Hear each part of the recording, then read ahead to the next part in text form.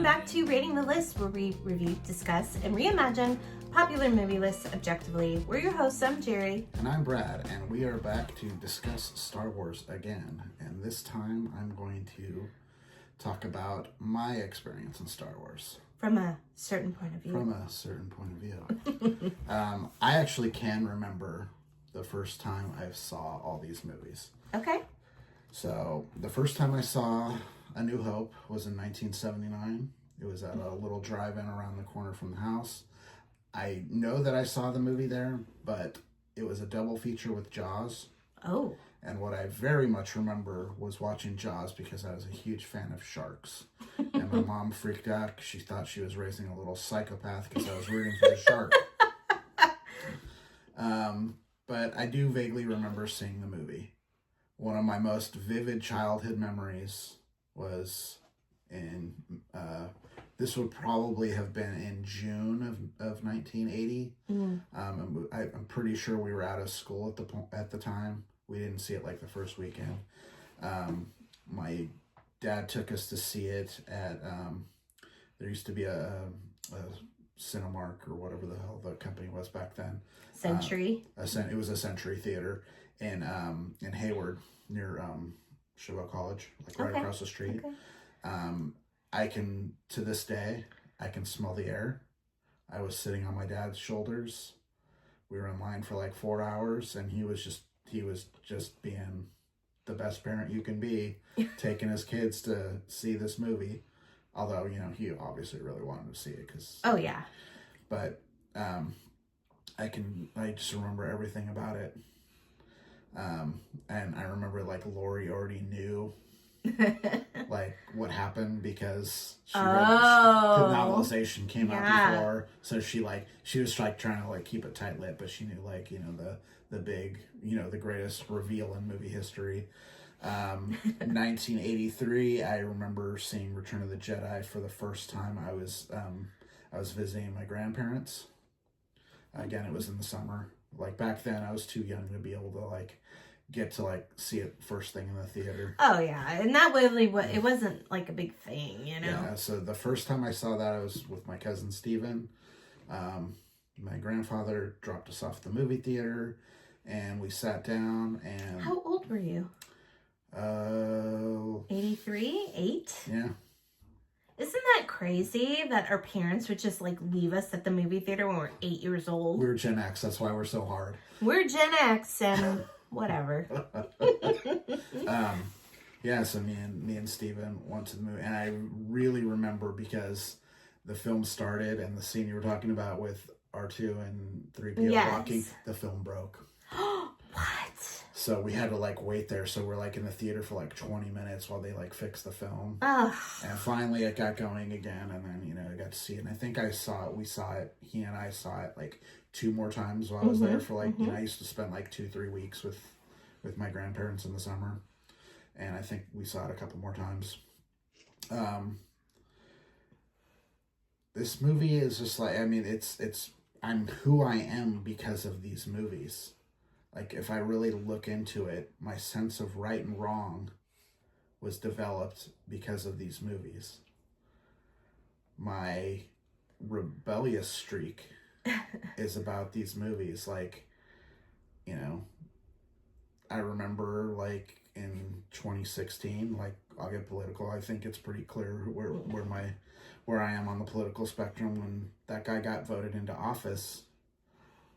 And the people that were behind him, it really felt like, you know, this might be that thing. And I'm like, am I going to have to, like, I had like a pep talk with myself. It's like, you have to do this.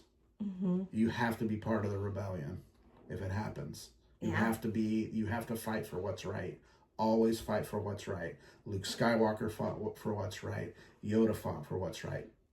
Kenobi, all of them, all the characters that you actually care about fought for what is right. Mm-hmm. And I just grew up that way. And, you know, I was an adult man. I was like 40 years old when that vote came out. And it's just like, I still felt the same way. That's how ingrained it is. Mm-hmm. There's really not a part of my life that I can't, like, date back to Star Wars.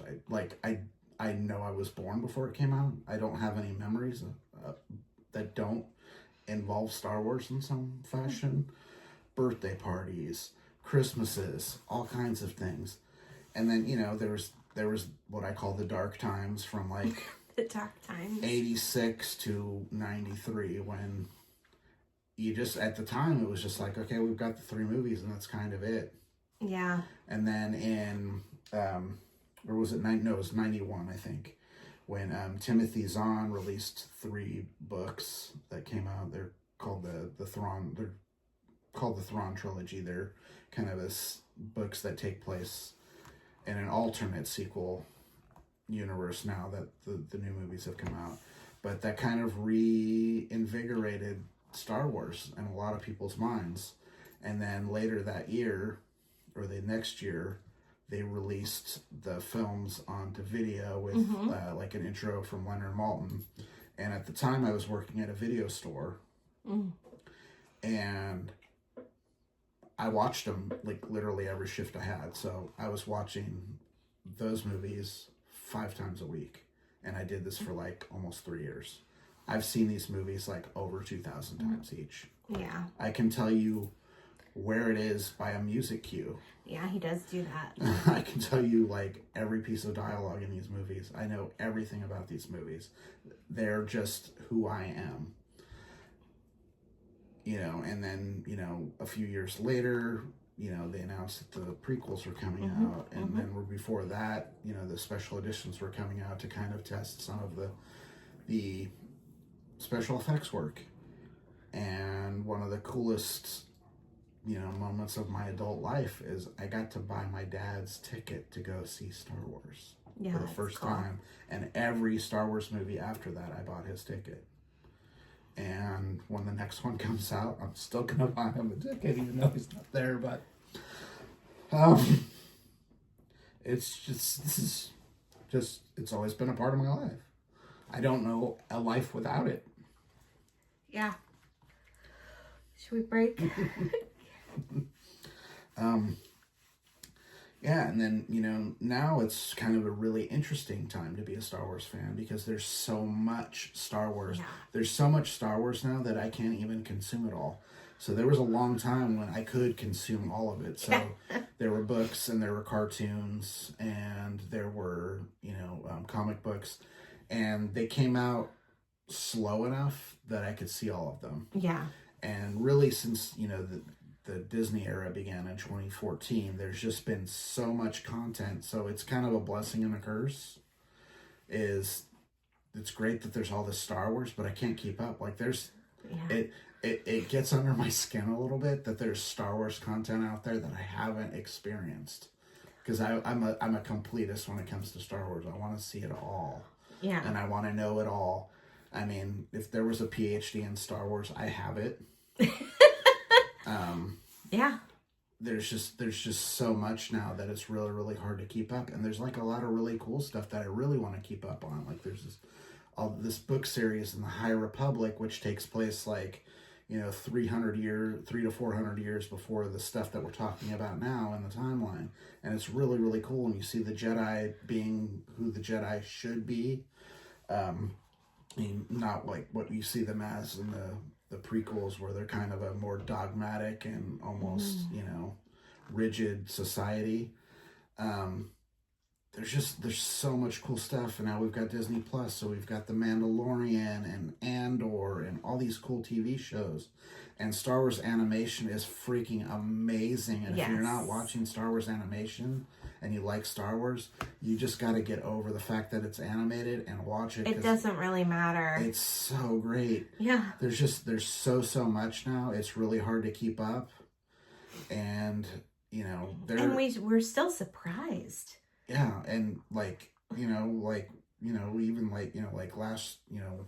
last holidays, the Skeleton Crew came out, and we were not really looking forward to it because it's like, it's going to be like little kid show, and it's great. It's amazing. It's so good. Really good. It's just we've got Andor coming up, and that's going to be really, really cool to watch. And you know, it's just, I'm always looking forward to the next Star Wars thing. Yeah. And it's just there. It's always present. Like, I don't even think about it sometimes. It's just always there. Like, I'm on, like, Teams calls and my camera's on, and I've got Star Wars posters in the back, and people, like, you know, make a comment about it, and I don't even think about it. My, like, whole office is, like, you know, got Star Wars stuff in it. So, it's just, it's always been that. It's a family thing. You know, my dad was a big science fiction fan. Yeah. And really ingrained that in us. My sisters are really big fans. I can't tell you how many hours my sister Lori and I have talked about Star Wars over the years. I mean, like, literally thousands and thousands of hours of conversations over the past, you know, almost 50 years. I mean, this is like a cultural touchstone. Yeah. And I got to be a part of it at the perfect time in my life. You know, Star Wars came out and I was in my formative years, so it's just there. And one of my favorite things, like when I go to like Star Wars Celebration or whatever, is, you know, talking to like a kid. Yeah. And just kind of finding, hey, you know, how did you get into this? Mm-hmm. You know, what was your thing? And, you know, you hear, you know, some people, you know, they came of age for Star Wars when the prequels came out, or when the special editions came out, or when the Clone War, the big one, a lot of kids, when the Clone Wars TV show came out, the animated series. And, like, just kind of, like, figuring out, like, what their entry point is always, like, a great conversation to have. Because when you're at Star Wars Celebration, you're in line for hours. Yeah, hours. Like, literally hours. All day. Like, all day. It was really funny. Like, one of the Star Wars Celebrations we were at, like, the people in front of us, they live, or I don't know if they do now, but at the time, they live, like, 3 blocks away from here. That's right. So yeah, like, that was funny. It's crazy stuff like that. Yeah. It's just, it's an amazing fandom to be a part of. They do so many great things. There's the 501st Legion, who are the people that dress up like as Imperial officers, stormtroopers, all of that.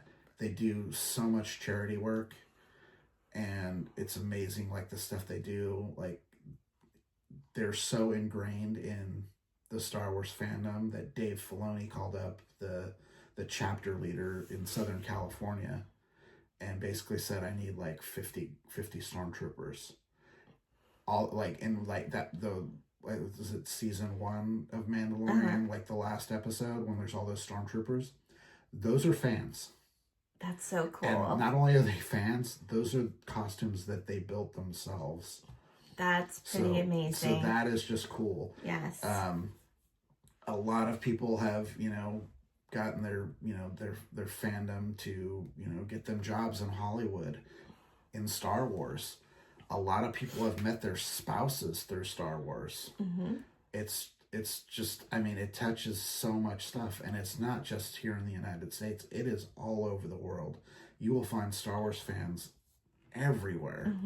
It's huge everywhere. It's just, it's such a big thing.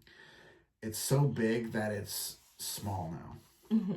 It's so big that, like, I don't even think about all the ways that it's touched my life sometimes until something like, you know, a real cultural touch point hits, and all that stuff that's kind of ingrained in me kind of comes to the surface.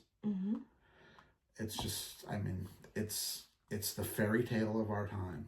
It's, you know, it's the myth and legend of our time. And we all just should thank George Lucas for it, because he was really trying to write that. He was trying to give kids like a moral compass to go by. You know, it's a, you know, it's a black and white story in a lot of ways. It's, you know, it's good versus evil. It's about love and redemption and faith, and it's just, it's such a wonderful story. I love it so much, and I will watch them until I take my last breath. I love these movies. Yes. Okay, so since it was number 2 on my list, I ranked it as a 97.4. I would like to put an appeal out. I think that's a low score. All right. 99.9. How's that? Because I have a number 1. Okay. If you would like to tell us your story in association with Star Wars, we'd love to hear it. Please write us a comment, or if you'd like to talk to us directly, please do so at ratingthelist.com. If you would like to please subscribe to our channel, please do so. We've got more content to come after we're done with these lists, so watch out for that. But that's it for now. I'm Jerry. And I'm Brad. And I, like my father before me, I'm a Jedi. Oh, I love that. Okay. Thanks, everybody. Have a good night. Bye. Bye.